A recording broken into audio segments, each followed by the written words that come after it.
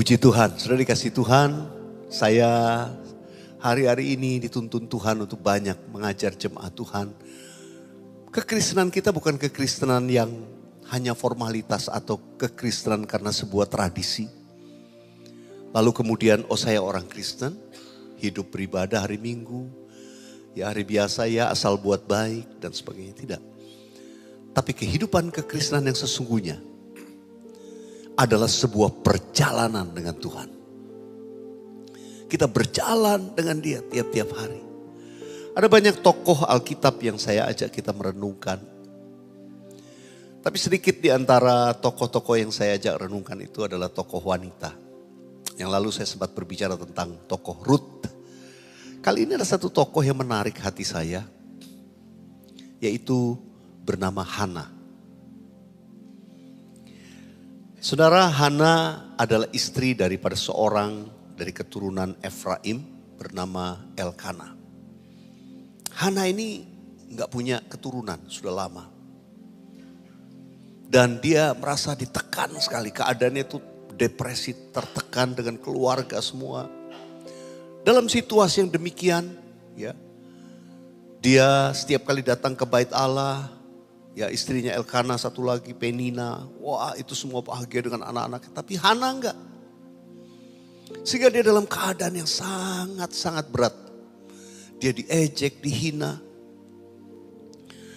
Sampai satu kali ketika mereka datang ke rumah Tuhan, setiap tahun sekali mereka datang untuk mempersembahkan korban, biasa keluarga-keluarga. Mereka datang ke bait Allah, rumah Tuhan pada waktu itu ada di daerah Silo. Nah, pada waktu sesudah mempersembahkan korban, maka Hana dikatakan menyendiri untuk berdoa. Saya akan mengajak kita membaca di 1 Samuel pasal yang pertama, ayat 9 sampai 17. Pada suatu kali setelah mereka habis makan dan minum di Silo, berdirilah Hana. Sedang Imam Eli duduk di kursi dekat tiang pintu bait suci Tuhan. Dan dengan hati pedih, ia berdoa kepada Tuhan sambil menangis terseduh-seduh. Kemudian bernazarlah ia, katanya, Tuhan semesta alam, jika sungguh-sungguh engkau memperhatikan sengsara hambamu ini, dan mengingat kepadaku dan tidak melupakan hambamu ini, tetapi memberikan kepada hambamu ini seorang anak laki-laki, maka aku akan memberikan dia kepada Tuhan untuk seumur hidupnya dan pisau cukur tidak akan menyentuh kepalanya. Ayat 12. Ketika perempuan itu terus menerus berdoa di hadapan Tuhan, maka Eli mengamat-amati mulut perempuan itu. Dan karena Hana berkata-kata dalam hatinya dan hanya bibirnya saja bergerak-gerak, tetapi suaranya tidak kedengeran, maka Eli menyangka perempuan itu mabuk. Lalu Eli berkata kepadanya, berapa lama lagi engkau berlaku sebagai orang mabuk? Lepaskanlah dirimu daripada mabukmu. Tetapi Hana menjawab, bukan tuanku, aku seorang perempuan yang sangat bersusah hati. Anggur ataupun minuman yang memabukkan tidak aku minum. Melainkan aku mencurahkan isi hatiku di hadapan Tuhan. Janganlah anggap hambamu ini seorang perempuan dursila. Sebab karena besarnya cemas dan sakit hati aku berbicara demikian lama. Jawab Eli, pergilah dengan selamat. Dan Allah Israel akan memberikan kepadamu apa yang engkau minta daripadanya. Saudara yang dikasihi Tuhan, kalau memperhatikan apa yang dilakukan oleh Hana waktu dia berdoa, ada dua hal yang sangat saya perhatikan dalam cara dia berdoa. Doa dari dalam hati yang paling dalam. Yang kadang-kadang tidak muncul dengan kata-kata, dengan audible, suaranya nggak kedengaran. Tapi dia hanya menggerakkan bibirnya mengucapkan doanya. Doa yang merupakan rintihan dari dalam hati. Doa bahkan disertai dengan air mata. Saudara, Tuhan itu paling gak tahan kalau melihat umatnya datang dalam doa demikian. Saya mau katakan ini doa yang powerful, yang mengubah keadaan yang tidak mungkin menjadi mungkin.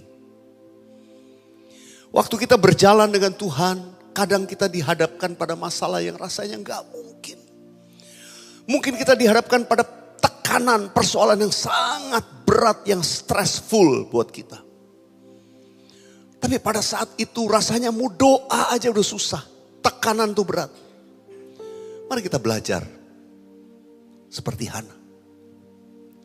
Kadang memang udah gak bisa mengucapkan kata-kata, tapi dia berdoa dengan rintihan dari dalam hatinya. Sekali lagi, berdoa dengan rintihan dari dalam hati. Bukan, kalau boleh saya katakan, doa itu bukan sekedar kata-kata indah, kata-kata yang bagus, yang terangkai. Itu yang nanti Tuhan dengar.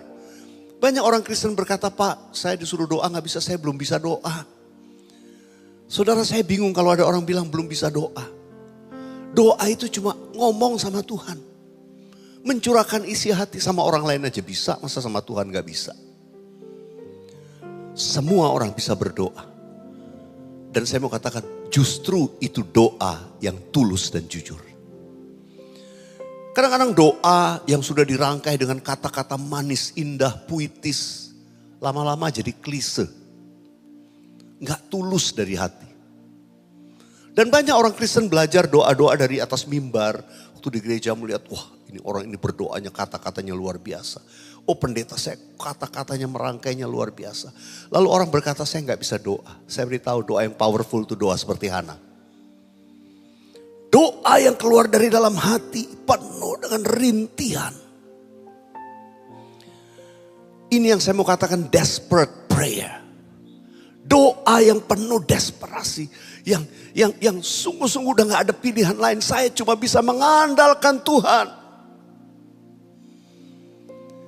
Kalau sudah sampai pada titik itu, saya percaya doamu powerful.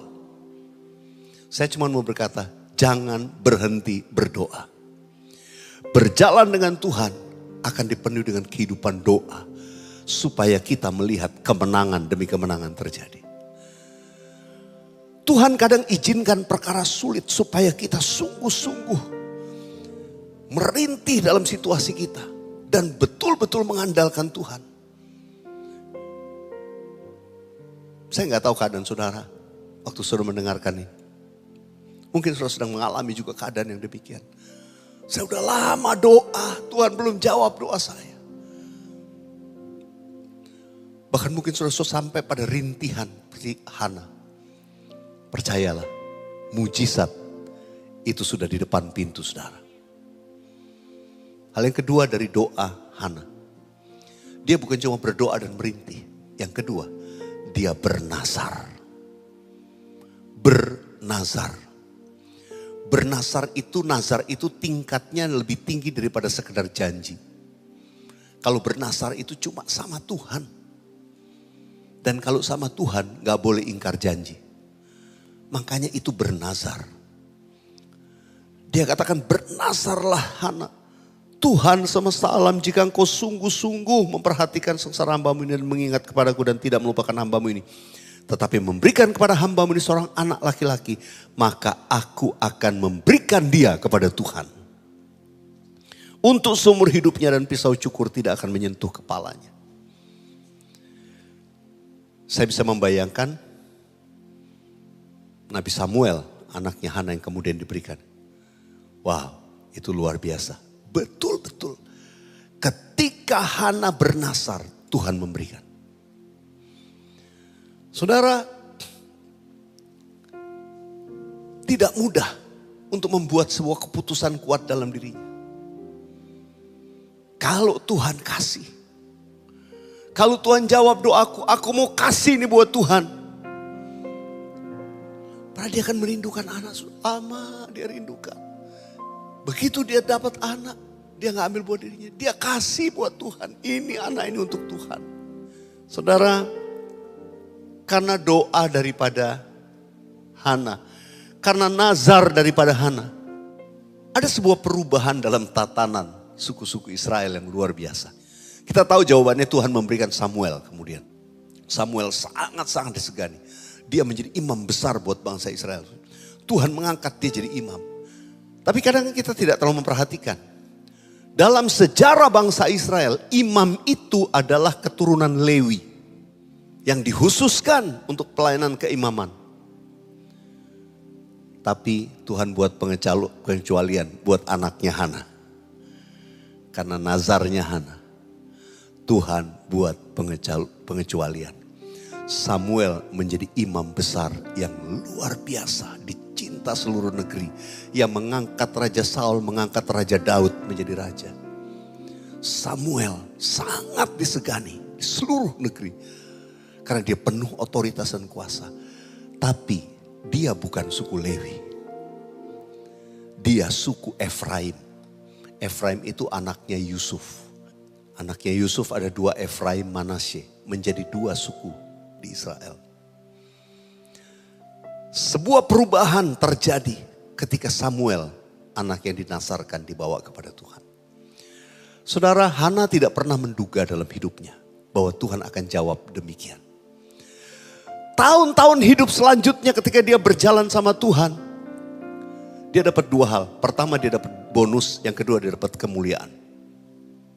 Kenapa saya beritahu dia dapat bonus? Kalau sudah baca ayat-ayat seterusnya, kemudian Tuhan membuka sungguh-sungguh kandungan Hana. Dia kemudian punya anak laki-laki, anak perempuan lagi. Itu bonus. Tuhan tuh kalau mau berkati Anda dan saya, dia bukan cuma berkati sedikit, dia beri bonus buat kita. Tapi bukan cuma bonus, Tuhan berikan kemuliaan. Karena yang saya katakan, Samuel kemudian menjadi nabi, menjadi imam yang sangat dikagumi dan disegani di seluruh negeri Israel. Dan orang sekampungnya cuma tahu, oh ini anaknya Hana yang diberikan untuk Tuhan. Semua orang akan kagum dan menghormati ibunya.